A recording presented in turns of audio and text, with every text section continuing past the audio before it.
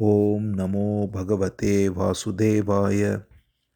Loving obeisances unto the Supreme Being Vasudeva, who is everything that is. Janmadhyasya yato anvayaditaratascha artheshu abhignaswarat tene brahmahridaya adikavaye muhyanti yatsurayah tejo vari mridam yatha vinimayo yatratra sargo mrisha dhamna swena sada nirastakuhakam satyam param dhimahi. We meditate upon the transcendent absolute being from whom springs forth this universe. He is present in all that exists and yet distinct from everything. He is fully conscious and totally independent. He revealed to the first seer Brahma the import of Vedic wisdom. The material creation, made of threefold gunas, appears in him as though real, like water in a mirage. Being eternally self effulgent, he is ever free of the illusion Maya of the material world. We meditate upon him, the Supreme Being. Nigamakalpataror galitam phalam shukamukad amrutadrava sanyutam pibata bhagavatam rasamalayam muhuraho rasika bhuvi bhavuka. O devotees who relish a taste for divine love, Bhagavatam is the fully ripened fruit of the wish-yielding tree of the Vedas, flowing as immortal nectar from Shuka Brahma Rishi. Go on drinking this nectar day after day. So now we are into the 14th chapter of the third Skandha. In the last chapter, we saw the glorious appearance of the Varaha Avatar of the Supreme Being, which is signifying sacrifice. He is called as Yajna Rupa, and he symbolizes the principle of sacrifice that brings about order. And of course, the highest sacrifice is to sacrifice the sense of I and mine, which is the essential teaching of Bhagavatam.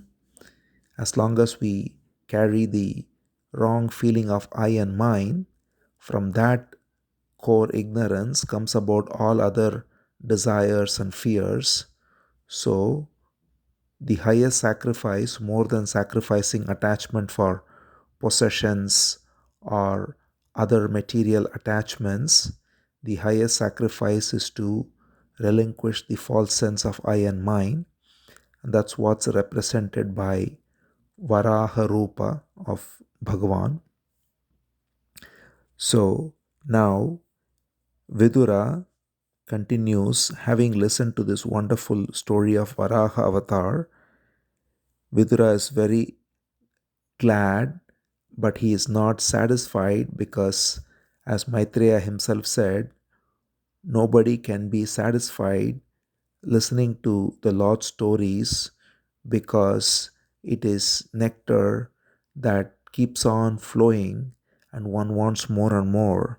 So Vidura, therefore, listening to this beautiful story about Varaha Avatar, questioned the sage again with his palms in folded position in Namaskar.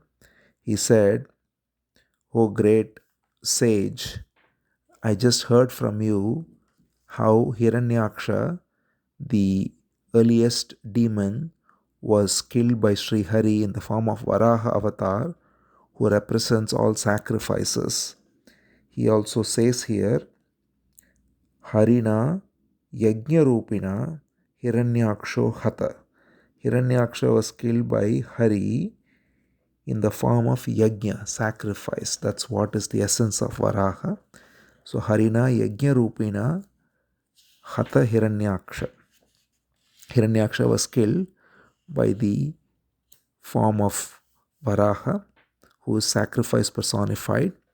So then Vidura asks, as he was playfully engaged in lifting up the earth and setting it in order, tell us more about the story of how did this demon come about and how did this encounter take place. So this is the true mark of a good listener. The sage Maitreya gave the whole story, but he didn't expand upon how Hiranyaksha, in fact, who is the brother of Hiranyakashipu, the story of how Hiranyaksha came about and how he submerged the earth in water, this was not revealed. So Vidura asks out of curiosity, and Maitreya is very glad.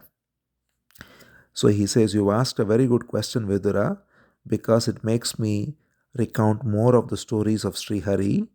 And in fact, he remembers that it is only through the story of Hari that Dhruva, who was blessed by Sri Hari and directly was able to rise to the eternal abode. All this by simply listening to the story of Sri Hari. So, the glory of listening to Hari Katha, as it is called, the story of Sri Hari is so great that it simply can elevate one and free one from all other attachments and even remove the sense of I and mine and give the highest realization. And therefore, Maitreya is very pleased with the question, and then he now recounts the story. Here is the story that was told to me by Brahma. So once there was this daughter called Diti, and Diti was the daughter of Daksha, one of the Prajapatis, and she was married to Kashyapa, Rishi Kashyapa, who is a great sage. And in fact, the place Kashmir is coming from the sage Kashyapa. Kashmir is called as Kashyapa's Mira. Mira means a mountain lake. So the place where Kashyapa did penance is what is Kashmir, the beautiful province in the north of India. So this great sage Kashyapa, who was the husband of Diti, was doing meditation at the time, and it was the time of dusk, what's called as Sandhya time, the evening time when the sun is setting slowly. At that time, he was doing meditation, and Diti approached him. Very oddly, at that hour, stung by passion. And so she approached him while he was doing meditation. This sage Kashyapa, he had offered rice boiled in milk as prasad, and he was doing his yajna, and he was absorbed in deep meditation. But Diti approached him and said very frankly, "I am a helpless woman, and unfortunately, I have to torment you because I am filled with passion." And also, she adds, "I am also filled with jealousy because apparently all her other sisters have had children and they have had no children so far. So, because of that, Diti is filled with both jealousy and passion at this hour." And she tries to entice Kashyapa by saying that the purpose of a wife is to give a son to the husband who looks like him, and therefore that is what I am interested in. And my father also, when he gave me in marriage to you, he wanted us to have children, and therefore, O blessed Lord, be blessed to grant my wish. So she asks like this, and Kashyapa, seeing this, finds that she is clouded by passion. So he addresses her in a very calm way, and he says, "O lady, you are my wife, and it is the duty of a husband to grant the wife her desire, because he glorifies the normal position of a wife as the one who supports him in pursuit of dharma, artha, and kama, that is, in pursuit of righteousness, wealth, and sensory gratification in the right way. And it's only because of the married householder that all the other three ashramas, that is to say, brahmacharya, those who are students, the vanaprasthas, who are forest dwellers, and the sannyasis, who are renunciates, none of them make money, and therefore the society's order is that the householders are the ones who make money, and that's seen even today. It is the married householders who have children, and they finance their children's education, they take care of their old age parents, and they also contribute to religious organizations, or at least that's the idea. So it is only the householders who have income, and that is possible only when there is a regulated family life. So he says that wife is therefore considered the half of a man's body, and that's the symbolism behind Ardhanari of Shiva too, with Parvati as his other half.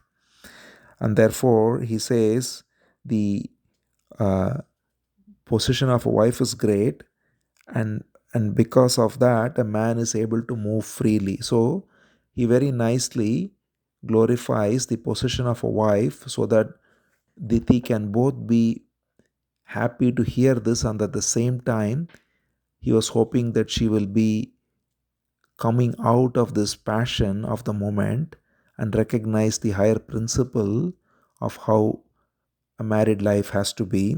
So he says that very rightly, that if a wife is committed to dharma, then the husband is free. He is able to go around and engage in many activities, secure that the household is run well by the wife. And therefore, a husband owes a great debt to the wife, which can never be repaid. Therefore, I am very happy to always grant your desire. He says all that, but then he says, nonetheless, this is not the right time, because this is the dusk time, and dusk is considered a very auspicious time for engaging in meditation. Normally, what is called Sandhya, Sandhya means meeting. The time when day and night meets, which is dawn and dusk, are both considered very auspicious times for engaging in meditation or in worship or in singing the glories of the Lord, in puja and so on. And therefore, Kashyapa says that this is not the right time. So wait for an hour or so, because this moment is a very ominous hour for such activities. And Shiva goes around at this hour, and if anyone is engaging in these activities, he incurs the wrath of Shiva.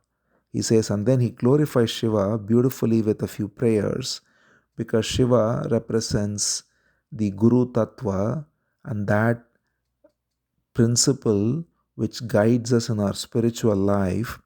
And therefore, he says, Shiva, the protector of all beings, goes on the back of his Nandi, his bull, accompanied by his entourage at this hour. And therefore, if one engages in activities which are not pious, then they incur the wrath of Shiva. And then he says, Shiva is such a glorious being who goes around unkempt and looking with disorderly hair and ashes all over his body, because he is full of detachment and he is completely abiding or reveling in his own self. So the verse here is such a beautiful description of Shiva. It says, Shmashana Chakra Niladhuli Dhumra Vikirna Vityota Jata Kalapaha Bhasmava Malarukmadeho Devastribih Pashyati Devaraste. He says he is the Supreme Lord with three eyes. He sees with three eyes. He has got bhasma, ashes all over his body, and he is Jata Kalapa, which means he's got matted hair. This expression is what is used in the prayer to Vishwanatha, where it says, Ganga Tarangaramaniya Jatakalapam. That's how that prayer begins, and Jatakalapam comes from this verse Jatakalapaha, which is the same meaning, that one who has matted hair. Then he says he's got the dust coming from the cremation grounds, Smashana Chakra Niladhuli Dhumra. So the dust of the land of the cremation grounds are on his body, ashes are on his silver white skin, and he's got three eyes, and there is nobody equal to him, and he roams around completely detached, even though his own consort, Parvati or Durga, is the ruler of the Mahamaya. He does not engage in any activities to have a great abode or to have a great looking dress or garlands. He says, Kashyapa says he wears no garlands, he wears simply skulls. He doesn't wear any scent, he only has ashes all over him. He doesn't have any clothes, he moves around naked. He doesn't wear any flowers. So Shiva is the great Vairagi, as they say, one who has no material decoration on his body, even though the entire material creation is under the command of his consort Durga. And therefore, this great being is not recognized by many who look on him as this Avaduta, but he is the greatest of all, and thus he glorifies Shiva beautifully. He says Shiva is one who delights in his own self and he doesn't care about anything else, and even Brahma and everyone respect him because he is the cause of this universe. So Kashyapa glorifies Shiva here as non-different from Hari by ascribing to him the original cause of the universe, the Maya from which the universe expands. So this great being Shiva, who is also the consort of, as we said, Sati. Sati later becomes Parvati, and Sati is the sister of Diti. So he says this great being who controls everything, he is not happy with those who are not engaged in pious activities at this time. So if you do such a thing, you will have to face the consequences. But despite his beautiful message, by both glorifying the position of the wife under duties and at the same time the inappropriate nature of engaging in anything other than pious activities during the hour of dusk, she was unable to wait. So, this is the power of lust that is demonstrated by Diti here as well. So, she, it is said, like a very low class woman, threw herself upon her husband, ignoring everything he said. And so Kashyapa, being a great sage, smiled within himself at the unusual insistence of his wife, and then he said he knew what is meant to happen, so he accepted his wife, and then after that he went and did his ablutions and sat in meditation again, chanting the sacred syllable Om and meditating on the Supreme Brahman, the pure being. By now, Diti, as it happens, felt ashamed at her inability to control her passion, and therefore she approached Kashyapa and she prayed and she said, "O Lord, let me not be at the wrath of Shiva. I have committed an offense." She now realizes it. She was in the throes of passion and she couldn't control herself, and now that she is out of it, she is realizing her mistake, and therefore she pleads with her husband, "Let not Shiva, who is the foremost among all, get angry with me, and let him not destroy the seed in my womb," because her other main purpose is to have an offspring, have a child. And therefore she says obeisance to the great Lord Shiva, who is irresistible in power. And so she glorifies Shiva in order to please him. She says he bestows all the blessings and he removes the agony of his devotees, and yet he is also anger personified. And so may the Almighty Lord Shiva, who is extremely compassionate, be gracious unto me. So this is what she prays. Namo Rudraya Mahate Devaya Agraya Midushe. Shivaya Nyastadandaya Dhritadandaya Manyave. She says, "Oh, my obeisances unto Rudra, unto Shiva, and let him be gracious upon me." And then hearing this, Kashyapa spoke to her as follows.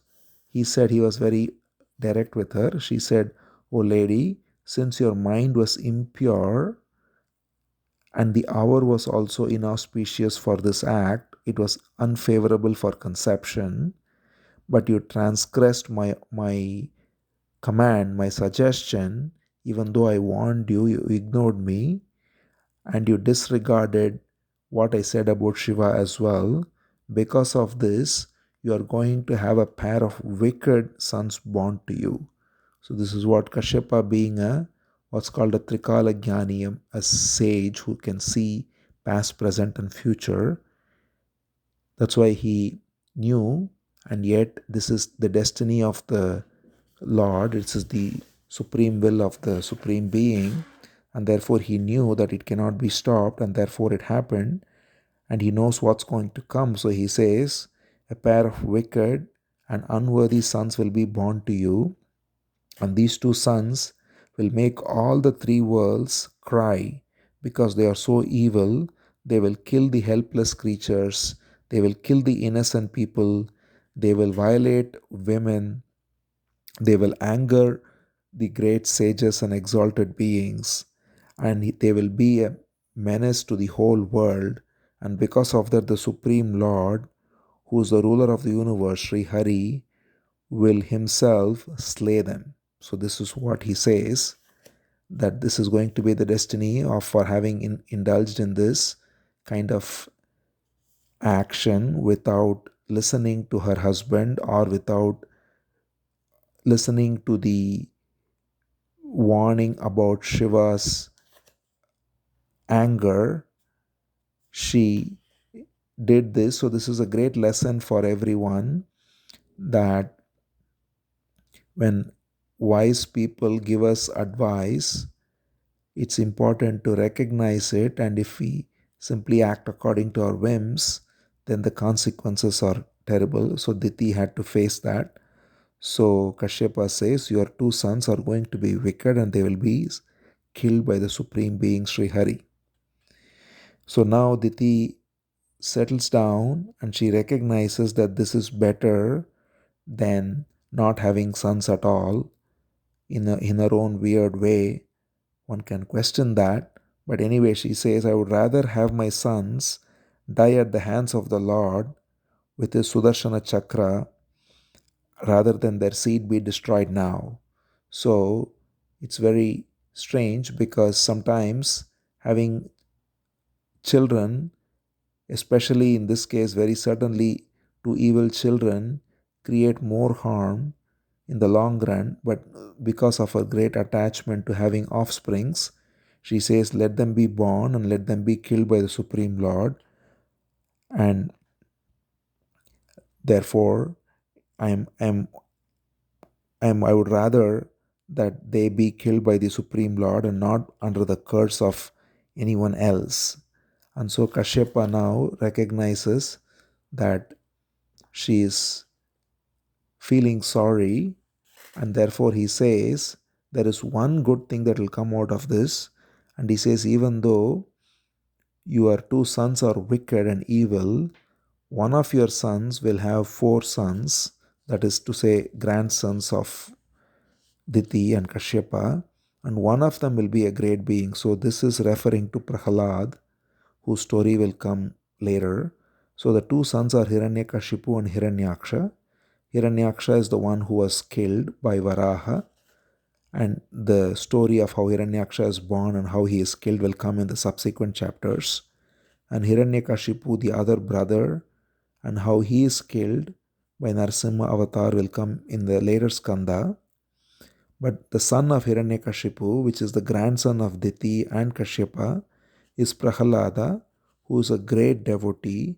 So Kashyapa says, because you still have great reverence for the Supreme Lord, and you also have deep regard for Shiva, even though your sons will be wicked, one of your grandsons will be worthy of great esteem by even holy men.